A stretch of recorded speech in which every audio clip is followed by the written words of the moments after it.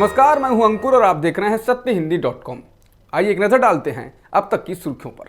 तेलंगाना के सादनगर की रहने वाली छात्रा ऐश्वर्या रेड्डी ने परिवार की आर्थिक स्थिति खराब होने से परेशान होकर आत्महत्या कर ली। सुसाइड नोट में ऐश्वर्या ने लिखा था कि उनका परिवार उनकी शिक्षा का खर्च नहीं उठा सकता था, वे अपने परिवार पर बोझ नहीं बनना चाहती थीं और बिना शिक्षा के जीवन नहीं चाहती थीं। छात्रा के पिता ने बताया कि वो लॉकडाउन के कारण घर आ गई थी, उसकी ऑनलाइन क्लासेज हो रही थीं, जिसके लिए उसने पुराना लैपटॉप खरीदने को कहा था जो वो नहीं खरीद पाए। लड़की के पिता मोटरसाइकिल मैकेनिक हैं। बता दें, छात्रा दिल्ली के रामजस कॉलेज में पढ़ती थी। तेलंगाना की छात्रा की आत्महत्या पर कांग्रेस के पूर्व अध्यक्ष राहुल गांधी ने ट्वीट कर अपनी संवेदनाएं व्यक्त की हैं। इसके साथ ही उन्होंने मोदी सरकार पर निशाना साधा और कहा कि जानबूझकर की गई नोटबंदी और देशबंदी से बीजेपी सरकार ने अनगिनत घर उजाड़ दिए हैं। जम्मू कश्मीर की पूर्व मुख्यमंत्री महबूबा मुफ्ती ने एक बार फिर अनुच्छेद 370 के मसले पर केंद्र सरकार पर निशाना साधा है।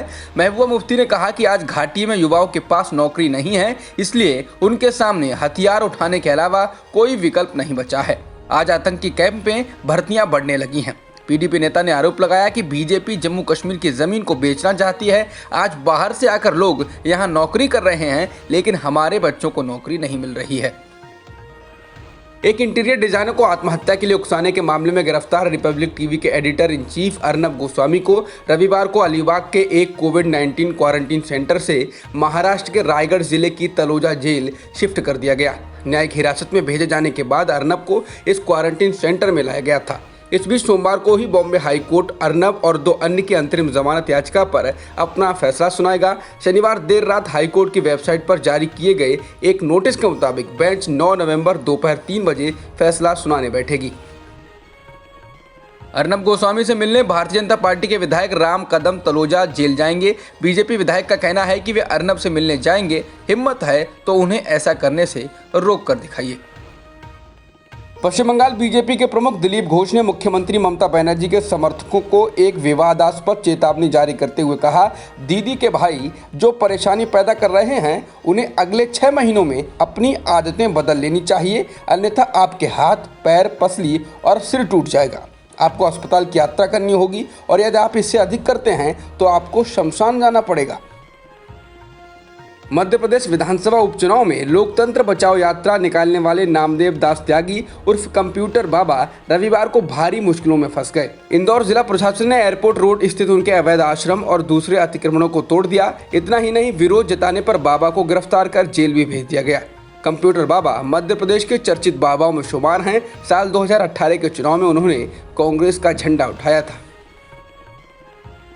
बॉलीवुड के ड्रग कनेक्शन केस में अभिनेता अर्जुन रामपाल के घर पर एनसीबी ने रेड की है। रामपाल के मुंबई के बांद्रा स्थित घर पर एनसीबी के अफसर रेड मारने पहुंचे। आज सुबह अर्जुन रामपाल के घर एनसीबी अफसर पहुंचे थे। बताया जा रहा है कि रामपाल के घर एनसीबी ड्रग्स की तलाश कर रही है। उन्हें इसकी सूचना सूत्रों से मिली है। बीजेपी के वरिष्ठ नेता सुब्रमण्यम स्वामी ने प्रधानमंत्री मोदी को नसीहत दी है। स्वामी ने पीएम मोदी को आत्मनिर्भर रहने को कहा है और अमेरिका की नई बाइडेन हैरिस सरकार की खुशामदी न करने की सलाह दी है। स्वामी ने दावा किया है कि अमेरिकी उपराष्ट्रपति बनने जा रही कमला हैरिस हिंदू राष्ट्रवाद विरोधी हैं। हिंदू राष्ट्रवाद का मतलब बीजेपी। ऐसे में मोदी को आत्मनिर्भर रहना चाहिए। अमेरिका में राष्ट्रपति चुनाव के नतीजे आने के बाद राष्ट्रपति ट्रंप की रिपब्लिकन पार्टी में मतभेद नजर आने लगे हैं। पूर्व राष्ट्रपति जॉर्ज डब्ल्यू बुश ने डेमोक्रेट जो बाइडेन की जीत पर उन्हें बधाई दी है और कहा है कि चुनाव निष्पक्ष हुए, मगर रिपब्लिकन पार्टी के कुछ और बड़े नेताओं ने अभी तक राष्ट्रपति ट्रंप की हार को स्वीकार नहीं किया है। हाउस ऑफ रिप्रेजेंटेटिव्स में पार्टी के नेता केविन मैकार्थी ने कहा कि पहले हर कानूनी चुनौती पर विचार किया जाना चाहिए। वहीं राष्ट्रपति ट्रंप अभी भी ट्विटर पर दावा कर रहे हैं कि मतदान में धोखा हुआ। दिल्ली एनसीआर में बढ़ते वायु प्रदूषण और दिवाली के त्योहार को ध्यान में रखते हुए नेशनल ग्रीन ट्रिब्यूनल यानी एनजीटी ने बड़ा फैसला लिया है। एनजीटी ने दिल्ली एनसीआर में पटाखों की बिक्री और इस्तेमाल पर रोक लगा दी है। एनजीटी के आदेश के अनुसार आज मध्यरात्रि से 30 नवंबर तक एनसीआर में पटाखों की बिक्री और उपयोग पर पूर्ण प्रतिबंध रहेगा। गौरतलब है कि दिल्ली सरकार पहले ही पटाखों की बिक्री पर रोक लगा चुकी है। दिल्ली में कोरोना ने अब तक के सभी रिकॉर्ड तोड़ दिए हैं। कल रात जारी हुए आंकड़ों के मुताबिक 24 घंटों में 7,745 नए केस सामने आए हैं, जो एक दिन का रिकॉर्ड है। इससे पहले एक दिन में इतने ज़्यादा केस कभी नहीं आए थे। दिल्ली में संक्रमण दर यानी पॉजिटिविटी रेट 15% के आंकड़े को पार कर गया है। साथ ही यहाँ एक्टिव मामलों की संख्या भी करीब 42,000 तक पहुँच गई है और अब तक ये सबसे ज़्यादा है। भारत में एक दिन में 45,903 नए कोरोना संक्रमण के मामले आए हैं और 490 लोगों की मौत हुई है, जिसके साथ ही देश में कुल संक्रमितों का आंकड़ा 85,53,000 के पार हो गया है और मृतकों की संख्या 1,26,000 के पार है। फिलहाल एक्टिव मामले 5,09,000 के पार हैं।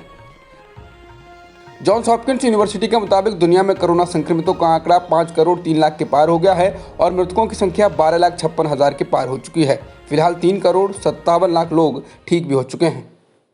अब तक की खबरों में इतना ही। बाकी खबरों के लिए बने रहिए सत्यहिंदी.com के साथ।